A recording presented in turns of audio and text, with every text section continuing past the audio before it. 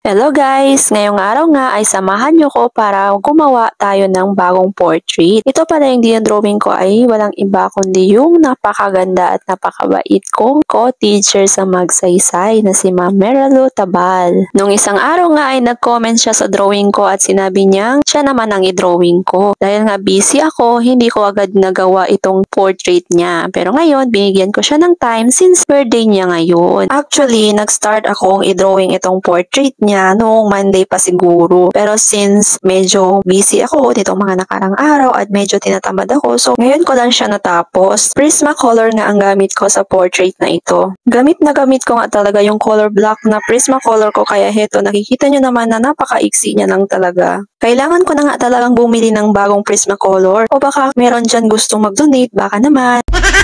Dahil nga hindi pa talaga ako expert gumawa ng portrait ay eto kitang-kita nyo naman na hindi ko nakuha at hindi siya perfect talaga. So meaning to say hindi siya kamukha talaga ni ma'am. Honestly, napro-frustrate talaga ako every time na nagdo-drawing ako tapos hindi ko nakukuha ng perfect or hindi ko nakukuha ng tama ang pinagdo-drawingan ko. Pero ganon siguro talaga kasi hindi naman talaga ako madalas nagdo-drawing kasi kulang na kulang yung time ko at napaka-busy ko din parati. Pero syempre, hindi ako susuko. Magpa-practice ako ng magpa-practice hanggang makuha ko yung goal ko at maging expert artist ako. Anyway, to Ma'am Meralu Tabal, if you're watching this, I just wanna greet you a happy birthday. May this birthday brings happiness and more blessings to you and to your family. Thank you for being quite nice to me since day one. You made me feel that you are not just my colleague, but also a big sister to me. Know that I always admire your strength and your golden heart. You are truly a strong woman, a fighter, and a good person. And aside from that, you are beautiful inside and out. I am truly blessed to have a friend like you. Thank you also for listening me every time I practice my acting skills and sharing my dramas in life.